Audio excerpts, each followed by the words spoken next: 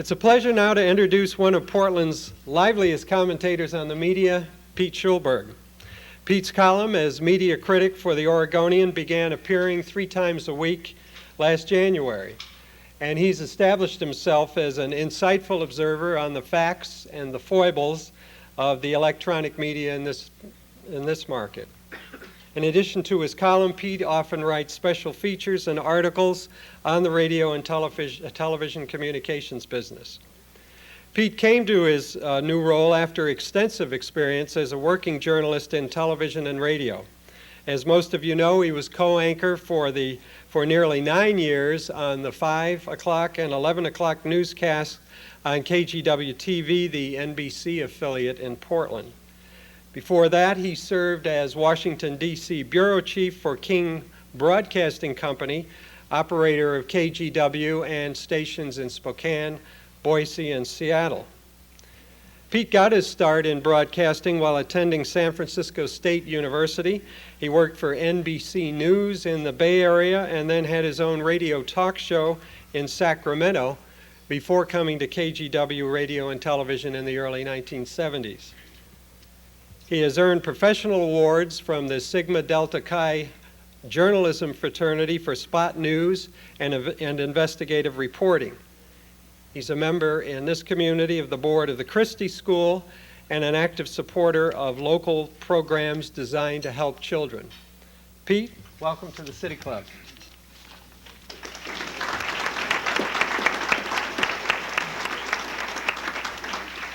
Thank you very much.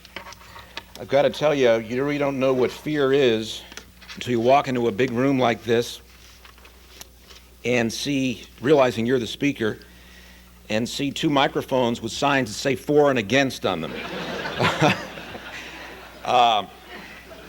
Took me 15 minutes to realize it didn't really refer to me. But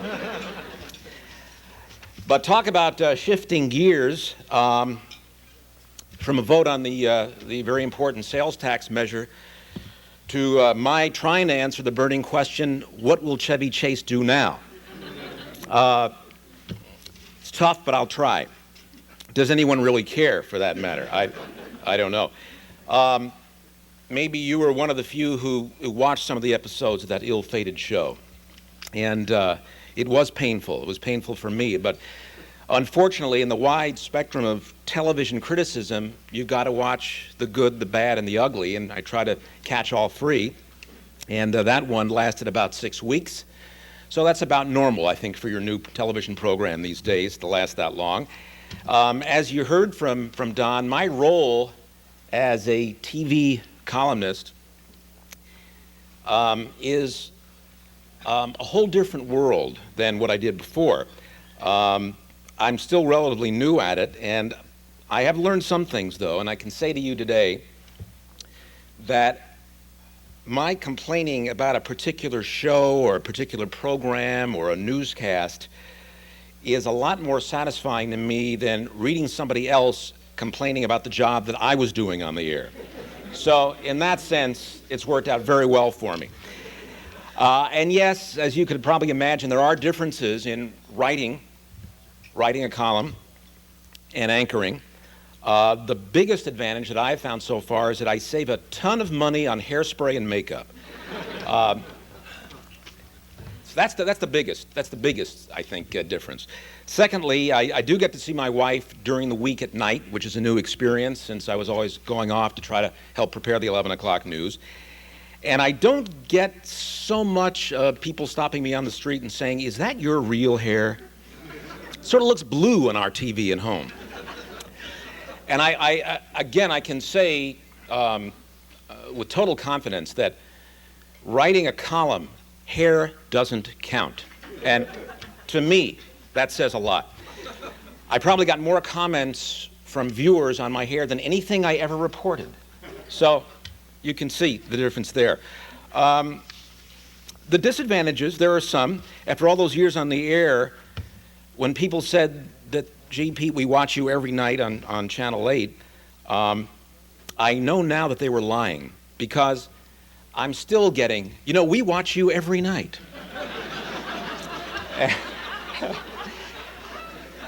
And To which, of course, I reply, "You're a liar," which doesn't go over real big. But it's also part of my job to, as I mentioned before, to watch as many shows as I can, having to sit through such dreadful shows as Daddy Dearest and Baywatch and Sequest ESV, and of course Beavis and Butthead. Sometimes it tries the patience, but you have to stay with it. And now, unlike before, I do get letters from English teachers complaining about run-on sentences, which I never had to worry about in TV. I don't know, maybe people who watch TV news don't know what run-on sentences are. I don't know. All I know is I'm getting them now. I remember in my former life as a TV news anchorman, I remember doing the news one night in what I thought was a very particularly compelling newscast. A lot of news had broken, and I thought, this is a good newscast. A lot of people are probably watching out there. And I was reading into the camera, looking into the prompter, and I noticed that the camera operator standing directly in back of the camera had somehow, during this very exciting newscast, fallen asleep. And what was truly amazing was he had fallen asleep standing up, which I really didn't think was humanly possible until I saw it with my own eyes. And I thought, well, maybe this is worth a news story. I don't know. But having said all that, there is something I've learned in the evolution of the television business, and it is still evolving, certainly. And it's that right now we are probably seeing more monumental changes in the communications industry than we've ever seen, and we have seen a lot. How are these programs coming into our homes? How is that going to change? They are going to change. The economics of the business will probably determine what we see and how we see programs in our homes. And anytime you discuss the future of broadcasting, if you want to call it that, cable casting now, communications, you've got your work cut out for you, because the industry is undergoing such massive restructuring these days that making predictions is risky at best. And if you want to get a real laugh, just read back, as I have recently, and some of the predictions by industry insiders and so-called experts on how CNN was going to fall on its face. In the late 70s, it was just a gleam in Ted Turner's eye. Now I just read that last year, CNN made more profits than NBC or ABC or CBS. Well, the experts were proved wrong. The 24-hour news channel now is seen by millions of Americans. It's seen by millions of people all over the world now.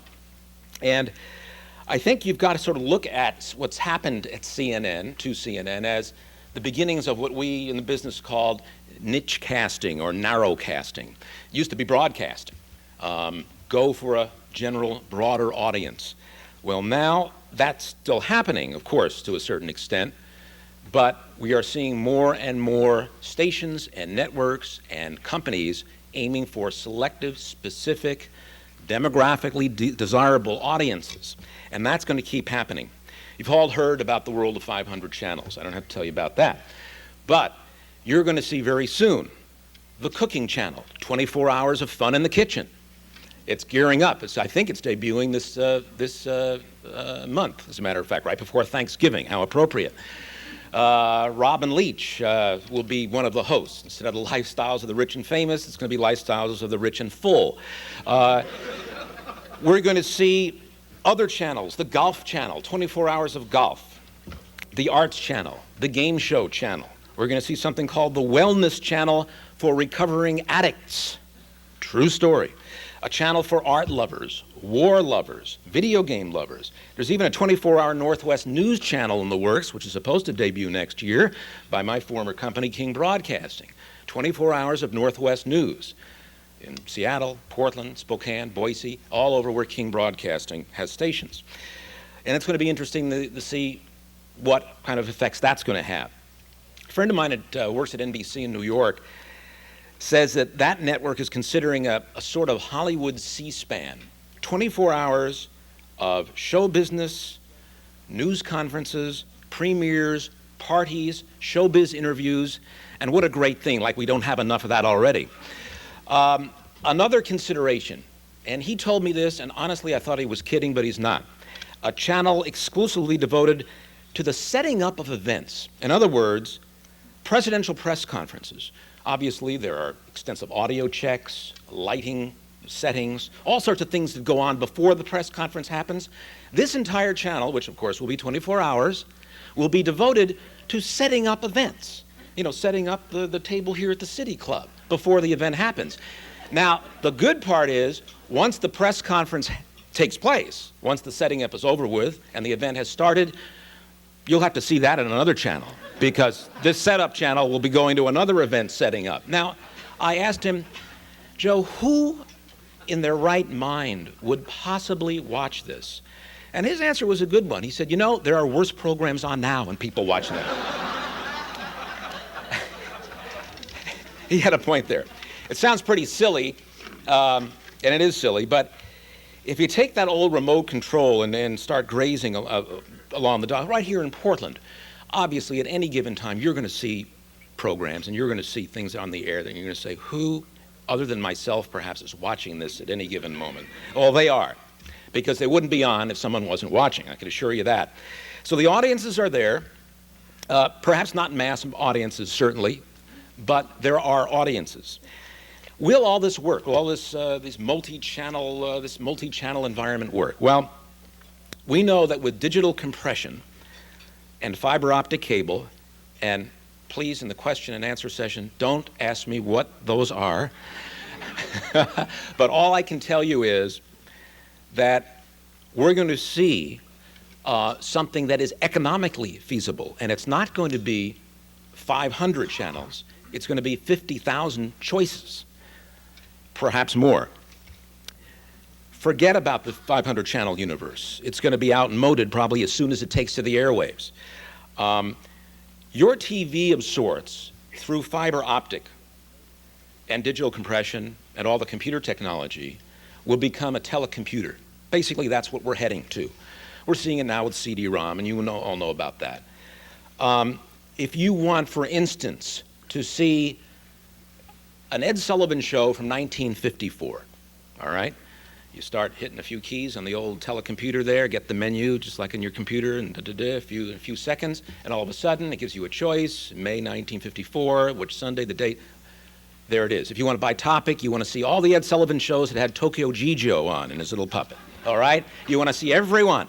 You'll see the menu eventually. It'll say, okay, here are all the shows, which one do you want to see? And there it is, all right? So you're going to have these banks of programs and movies and documentaries and news events and sporting events. It's all going to be there at the flick of a finger. Now, one little other element comes into all this, and I'm sure many of you have read about it.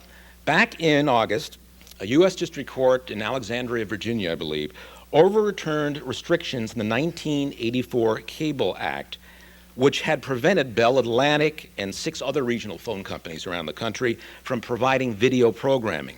Well, now that that's happened, and there's still court challenges, I believe one just happened today in Seattle, because of that, you're seeing the phone companies involved in this telecommunications universe. And just open up the multimedia floodgates, because that's what's happening. When the phone companies get involved, you'll have what was called, it's probably outdated now, video dial tone, in which, again, through the phone lines, which is fiber optic cable, and I should explain about fiber optic. I guess I lied. I don't know a whole lot about it. But basically, a fiber optic cable, which is just a hair thick strand of cable, can carry 250,000 times as much data as a standard telephone wire. And simply put, it is the best transmitter of information ever conceived. So with the satellite dishes the size of pizzas, which is probably already happening, the telephone company, fiber optic, digital compression, all these ways to provide huge amounts of information into your home on one little tiny little fiber, the choices are going to be endless, and they'll keep growing. You, in fact, will become a news producer. You won't have to join the union, you won't get paid, but if you're watching a Blazer game and you want to see a replay of somebody missing a free throw, which I hear, looking at the statistics, we're going to be seeing a lot of this year, you can see it. You don't have to wait for the station or the company that's carrying the game and televising the game to provide it for you. Sure, they still will, but if you want to see a different camera angle from a different part of the court, or you want to isolate perhaps on a player. I'm using examples here that sound so far-fetched, But this is what we're leading to. You'll be able to do it at home. You become the producer.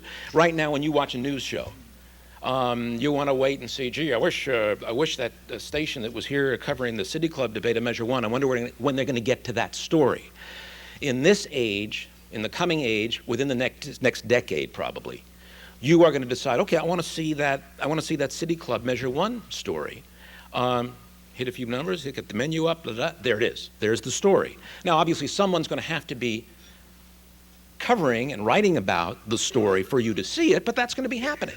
And that's happening now. When a news station covers a story, unless it's CNN, you know at 5 o'clock you're going to see it, or at 11 o'clock, or the morning news, or whatever. In this day and age, this coming day and age, you're going to see a situation where you decide when you want to see it, how much you want to see, what camera angle, and so on. It's funny, there was a new cable channel that did debut this week, the Bob Packwood channel, courtesy of C-SPAN 2. And watching that for 2 hours, I reached for the Excedrin, not so much about what was being said, but in the Senate chambers, of course, the Senate decides the camera angles, they decide what shots are going to be taken. And so you never see any wide shots, you never see what we call cutaways, people reacting, you never see that maybe half the senators aren't even listening, they might not even be there, this sort of thing. They control the cameras. Well, in this coming age, you're going to be able to control more of that. Perhaps not in the Senate, but in a lot of different other areas of life. Other things are going to be happening. After a tough day at the office, you come home and you really don't know what you want to see. I mean, you got all these thousands of choices, but let's say it's been a tough day and you really want to be entertained and you want to see something funny, all right? So you hit the menu, you want comedy, all right? So it gives you a choice. You want current comedy, you want this year, you want back in the 50s, you want Steve Allen, I mean, what do you want? And so you keep narrowing down the choices, and finally you come to an old Gilligan's Island episode, or something. Or some current network show that may not have already aired yet. That may be coming as well. And so that's the kind of choice you're going to have. From everything I have read, I think it may even, in this future age, be easier to set your VCR. Don't hold me to that, but we can only hope and pray that's the case. They keep telling us that anyway. So what happens then to the networks? What happens to NBC, to CBS, ABC? What, in fact, happens to KOIN? What happens to KGW? What happens to all the local stations in our area? Well, that too, I think, that whole scene is going to change as well, and those stations, I think, will look a lot different as well. The networks right now are trying to convince Congress to give them a lot more power and ownership of the shows they air. You know, right now the networks have very little control over those shows once it is aired. That's why you have syndication and this sort of thing. NBC doesn't own the Bill Cosby show once it airs on their network. And so I think what's going to happen is Congress is going to give the networks a lot more power in being able to distribute and control their own programs and produce their own programs. Right now, NBC really doesn't produce their own programs, except maybe for certain things like news shows and this sort of thing, magazine shows. Most of the time, they go out and buy programs. They buy Warner Brothers and all the other Hollywood studios and so on. This may be changing because in this multimedia environment, the networks, to I think a huge extent, will become distributors of these shows, and you're already seeing this now. I think what's going to happen is the networks will become suppliers and distributors, and all these other little ways of seeing the shows will come into play. So the networks as we know it may go away as we know them right now. As far as the local stations, I think personally that the local stations may have a bigger role than ever before, because even with all the new technology and the way the industry is playing out, the local stations are the only way you are going to see locally originated programs having to do with our community and with our people and our issues. CNN's not going to do that. Some cable company headquartered in Denver or wherever is not going to do that. The stations here are going to do that. So the role of local stations, I think, is going to become even more important. But their role in this environment is going to be more difficult to carry out. They're going to have to be a lot more creative and a lot more resourceful in making sure they can compete in this 50,000 choice environment. because we are seeing certainly audiences eroding, not only from the networks, but local stations, because there are a lot more choices. When I first came to Portland, there were basically 4 stations. And we could probably put on anything on the 5 o'clock news, absolutely anything, and we know that people would watch, because if they didn't want to watch the news, they'd have to watch, I think, an old rerun on Channel 12, which many of them did watch, I might add. But now, in Portland, you've got 40, 50, 60 choices or whatever, and if you have a satellite dish, you have even more. And those numbers, as the fiber optic cable is being installed, it's going to be more and more and more. And so now the competition is a lot tougher. So the stations, the local stations, really have a tough road ahead of them. Will they become dinosaurs? I don't think so. There is definitely an audience, and there is definitely a viewership for local programs, local news. And so I hope that is the case. I'd hate to have them go away. So how is all this going to affect us? Well, that is the big question. I wish I had a bunch of answers. I have trouble just keeping up what's going to happen next week in the industry, let alone how this is going to affect society as a whole. But I think that if somehow we can, and this is a very esoteric subject, but somehow we can get across in our schools and in our community organizations and so on what they call media literacy, in teaching kids at a very young age, and adults for that matter too, about how to live in this multimedia world. There are things that small children should know and should learn. And Lord knows we've heard about everything now the schools have to do. But it seems to me that this is going to be a subject I think we're going to be hearing a lot more about, because we've all heard the present day kinds of things, the Beavis and Butthead controversy, the controversy on violence, which is a huge subject. Things are already moving there, I believe. And I think this is really going to come into play. I think that we're going to have to become, even though, as you know, if you're around any kind of kid, how media savvy they are on the computer terminal and the TV, they are.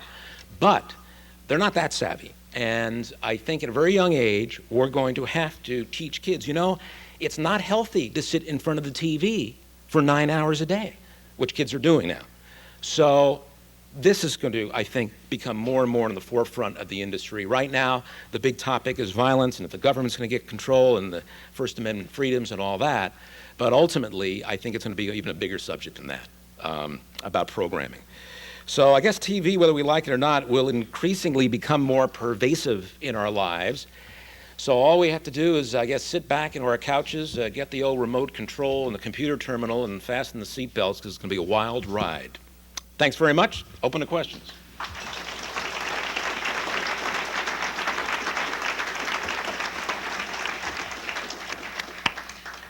Thanks very much, Pete, for an entertaining speech. I was amused by his initial comments about hair when we were sitting down and introducing ourselves. He said, "Oh, Don Barney, of course, I guess I didn't recognize you because of the haircut." And in my case, of course, it's the lack of hair that is the mask. We now will have our first speaker from Andrew Wheeler, member of the board. I promise I won't speak. I'll just ask a question. I kind of second Don's point. Hair does count, Pete. My question has to do with corporate ethics. As time passes, the quality of television diminishes, from Studio 90 and MASH to Brady Bunch, Opera, and worse. What will or should, and maybe this is the question, television offer to those who can't afford those perks that might enrich our lives, which telecomputers might provide to some?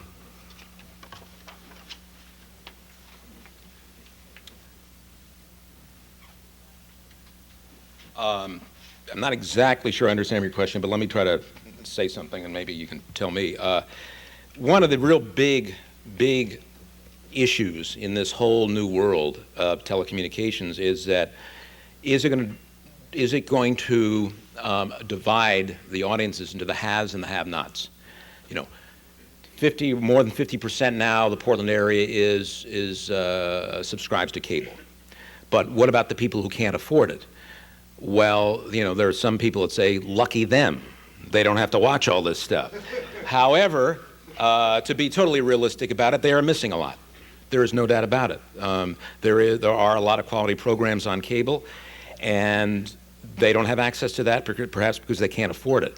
So the whole economic issue on whether or not the lion's share of programs will be off limits to a big segment of our population is a huge problem.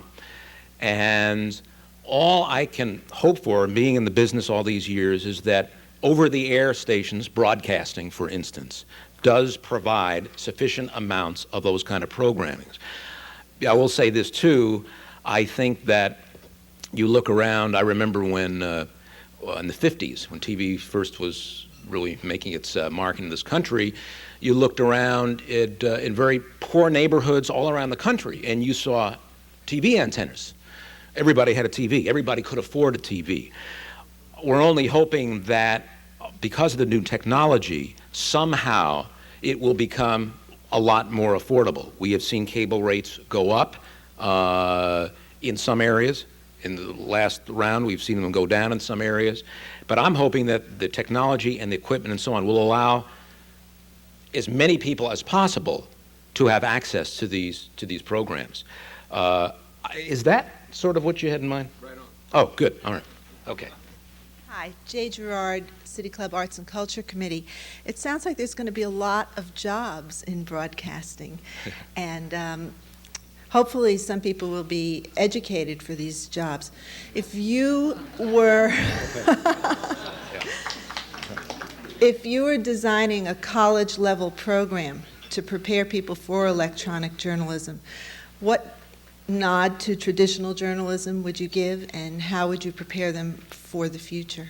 Well, I think taking one step further, college and every other level of education. The best, I'd always tell students that the best way to prepare yourself for any sort of job in the communications business is to be as well-rounded as possible. To get a good, solid, basic education in all your core subjects, because I majored in communications in college, and sure, I made a lot of connections, and I found out about how far to stand away from a microphone and this sort of thing, and other issues too. But frankly, the history courses, the political science courses, the English courses prepared me more for a career in journalism than I think the communications courses did. As far as the jobs are concerned, it's interesting because, yes, there are going to be more jobs as more stations and more of these, whatever you're going to be calling them, these little entities crop up. But there's also going to be more competition. I always used to tell people that working for a TV station, say in the sales department, for instance, was a license to steal. A lot of salespeople would just wait for these calls to come to them because everybody wanted to advertise on TV. You had a monopoly on the viewing audience. Channel 8 had maybe a fourth or a third of the audience in Portland. So you just go right to them, and you knew that you had viewers. So I always kidded my salespeople friends that it was a license to steal because stations made hand over fist, money, money, money, big profits every year. Well, now that, of course, has changed. As we get more choices, the amount of profits is going down. So it isn't a license to steal anymore, far from it. It's like any other business, tough competition. And so the jobs will be out there. I don't know how much they're going to pay. I mean, certain your big management jobs and so on will probably pay pretty well, but I'll tell you, I look around in the country and even here in Portland and some of the kids who are just getting into the industry, and I don't know how they can afford to eat. The salaries are low. And again, that's because the profit margin has dropped. So it's I would say, a well-rounded education, and there are great jobs available. It's a great business to be in. I would never discourage anybody from trying to get in the business, but it's a tough proposition, like a lot of other industries. Yes. Bruce Spidell, club member. We tax so many addictive behaviors like smoking and alcohol, those kind of things. Is there anything on the horizon that will tax TV viewing, and we could use that money to buy books and fund our schools? I mean, I guess I'm being flippant, but right. It's a real concern. Yeah. You say 9 hours a day, and well, no, that's realistic. The average is 6 or 7. Yeah, 6 or 7 per household. Yeah. And I just, I mean, is anybody in the TV industry thinking that that maybe 50,000 choices is sort of stupid? Oh, sure. Yeah. I mean, is there anything going on that would encourage Well, something other than TV? yes, something other than TV. Well, let me give you one small example that maybe is a big help. Pat Post here and I have had some discussions. Pat's involved with a thing called open captioning. Now, you've heard of closed captioning. That's when you see every new set that's sold now has to have it. You hit a switch and you see the printing of what's being said on the air, whether it's a sitcom or a news show or whatever. It's called closed captioning. It's for the hearing impaired. There are a lot of hearing impaired people in this country that watch TV. So that's been a big help. It's a law now. TVs have got to provide that. Open captioning, I'm just learning a little more about this, as a matter of fact. That is an idea that would go into the schools and go to the stations and the networks and so on, and all the videotapes, and provide basically captions, but fun captions, not just printing, but colorful graphics, to teach kids how to read while they're watching TV. And the studies have found that this is enormously successful in people who are trying to learn a second language, kids, because as we all know, kids watch a lot of TV. So let's take a situation that we may look on as bad, TV watching for kids, and teach them how to read. And the initial studies have been incredible. In fact, I'm going to write a column on it next week, and that is this open captioning. We all know kids watch a lot of TV. Let's teach them to read too. That's one little example, all right? I mean, I don't think it's a nightmare. You might think it is, but we've all grown up on TV, or a lot of us, and we're still here, and we hold down jobs, and I think are responsible citizens. Although I really thought my brain had been fried after watching all those Star Trek episodes and wasting time, but somehow we've all survived. And I think as the industry matures, because it still is a relatively young industry, oddly enough, as it matures, perhaps we'll find a way to make it work better for all of us. As far as taxing, we already see taxes on our cable bills, right? I mean, we're already taxed. We see taxes when we buy a TV or a VCR. Taxing TV shows, again, if you think the sales tax is going to be tough to get through, just try putting a tax on TVs. So there you go. Michael Henderson. Yes. I don't have a satellite dish, but I've always assumed, rightly or wrongly, that those who do can tap into any program anywhere unless it's scrambled and then don't pay for it. I don't know if that's right or not, but I'm thinking about how in the world is the telephone company going to keep track of your thousands of choices that you have, bill you for them, and then get the money back to the people who made those programs who ought to get it? Oh, that's easy, because it's their wire, it's their cable. They'll keep track of everything you do. I mean, the telephone company knows everything we do now anyway, but I'm just kidding. But, I mean, you should have looked at my bill the other day. They knew everything. I think that because of the technology, they're obviously going to keep track. Like, it's the same principle of making a phone call now. They know you made that phone call. They know how long it was. They know who you talked to and how much to bill. And so it's going to be the same principle. As far as the satellite technology, now there are various ways to scramble those signals. And so you're seeing a lot more of that. I wish I was a lot more knowledgeable about how that's done, but there is a lot of scrambling and descrambling going on so that people can't steal the stuff, although that is happening to a certain extent. But no, once this stuff comes into your home on a line, on a cable, they will know what you're watching, what you're not. Yes? Andy Sloop, City Club member. This is more of a comment than a question. I wanted to echo something that I heard Steve Koblich, who's the president of Reed College, say about, I guess, a year ago to one audience along the lines of media literacy. He acknowledged that it's something he thinks is important, but it's a subject that he's been reluctant to broach with the academic community because they view getting information through electronic media as a lesser form than getting it through books or through newspaper or something else. And so they've been reluctant to embrace that issue, to address it head on, even though they risk sacrificing the analytical abilities of the students who they want to work with. So just a comment. Right, yeah. Well, but let's face it, you see television in the schools now. They even have programs that are geared to school kids. You see computers in the school. And so I really feel that you're going to see a lot more of the video revolution coming into the classroom. I think it's almost a necessity, and I think it's just going to happen. My name's Adam Haz. I'm a club member, and I've just been living the last 4 years in the UK, where you have to buy a TV license, and that means if you have a TV in your home, you have to have a license. And they have a little van that goes around the community with antennas to pick up anyone who's watching TV and hasn't paid for their license. That funds the BBC, and the BBC is a very amazing broadcasting organization. That's one way. In the UK, they're dealing with information rich and information poor, in that everyone has access to the BBC. I still think there must be something more that we can do to protect people who don't have access to this media.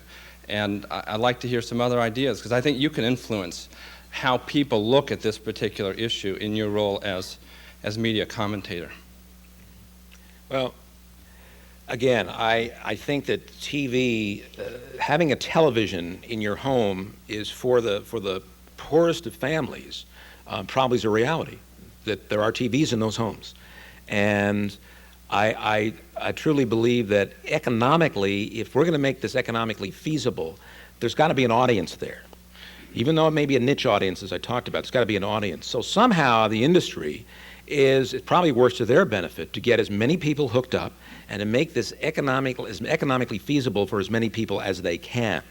So it works hand in hand. I mean, right now, cable, and as I mentioned this before, the whole industry is so new, and cable is still so new. And I think that as the technology improves and the economics come into play, we're probably going to see a bigger percentage of homes hooked up.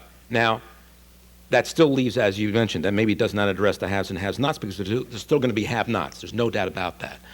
But I can only hope that because of the technology, it somehow becomes more, it just becomes more realistic economically for more people. And frankly, it's something that that the industry is addressing and has got to address, because they rely on viewership, and the more people that watch, the better for them. A quick follow-up. Sure. The fact is that it's no longer just TV. It's online computer services. Right. It's multimedia. It's a lot of other things. I mean, coming back to this country, I'm trying to log on to new online services. They all have a fee. They all provide different information. And ultimately, that's all going to come through the television as well. Yes. So it's a broader issue than just broadcast TV, unfortunately. It definitely is, yes. Okay. We have time for one more question. Ray Polani, a City Club member. Pete, I find myself at the against microphone here. I'm not sure that it will be against, but I have a kind of an ethical question, I think. Okay. It seems to me that the bottom line is, are we in the final analysis going to be better humans because of what is going to happen? And then again, by what values? Is it going to be economics? Or are they going to be moral? And how are we going to balance one against the other? In other words, I have, the future is coming, yes, there's no question about it, but what we're going to do with the future and how things are going to play out, I think that's going to be the bottom line, isn't it? I agree. I mean, that's what I said before. I wish I could look into a crystal ball and answer that question. I don't know. I do know this, that owning a television station, and you really don't hear about this too often, but owning a TV station isn't something like you want to go buy a McDonald's franchise. It is licensed by the government. I mean, we own those frequencies, okay? And of course, there becomes an entire legal point, I suppose, about how that relates to cable. But there are cable laws. There are federal laws on the books governing, if you will, the cable industry as well. So the government, believe me, has a big role in this. And if they see that our society is going to hell in a handbasket, as my mother used to say, and a lot of us think that maybe that's the case, they're going to step in. I alluded to it before. You're seeing that with television violence. Now, there's the argument that, gee, this is the easiest issue in the world for Congress to take up, because they got the great constituency. How can anybody argue against it? It doesn't cost them anything. So when people say, well, gee, Congress isn't doing enough on gun control and drugs and all these other problems we have in our society that relate to crime, they're not doing anything there because it costs money, it takes some hard decisions. It's really easy to say there's too much violence on TV. Now, believe me, I am not defending the television industry on this one because I feel like television is much too violent, and the networks have made big inroads in this. But there's a lot more that needs to be done. But what I'm saying, I'm using that as an example because government is not just sitting back and letting this go on unheeded. Now, I suppose if there wasn't a big enough outcry by the public, perhaps Congress wouldn't do a darn thing. But they are. And some of the measures that they are proposing, and we've already seen some with Senator Simon's committee and so on, with the warnings and all that, but now we're seeing that all TV sets have to be sold with one of those little switches that parents can set to block out any programs they don't want their kids to watch. They're too violent. And this could be happening if Hollywood doesn't react and the networks don't react and cable doesn't react. We may be seeing that. So I get back to my original point, is that this is all not happening in a vacuum. Government has control, if you will, in quotes, of what is going on over the air and into our homes. And as long as that happens and government is responsible to all of us, then we're not going to see an industry running roughshod and just doing anything they want. Somebody said, one of the producers said that if the TV networks were allowed to put on a hanging, all right, or an execution, if they were allowed to do that, they probably would. Now, that's what he said. I don't know about that. That's what he said. Except he said that the Fox network would probably, do it with everybody being naked, or, just so that they bring in that kind of thing. But the fact of the matter is they don't do that. And if they did, the government would be down their throats. So it's an extreme example, but there's a lot of stuff that could go on and it could be aired that isn't. And it's because those licenses are federally regulated and the government, through the FCC, is watching over what happens. That's it. Okay. Thank you very much. Thank you. Thanks, Don. Thanks, Pete, for a very engaging presentation, and we're adjourned.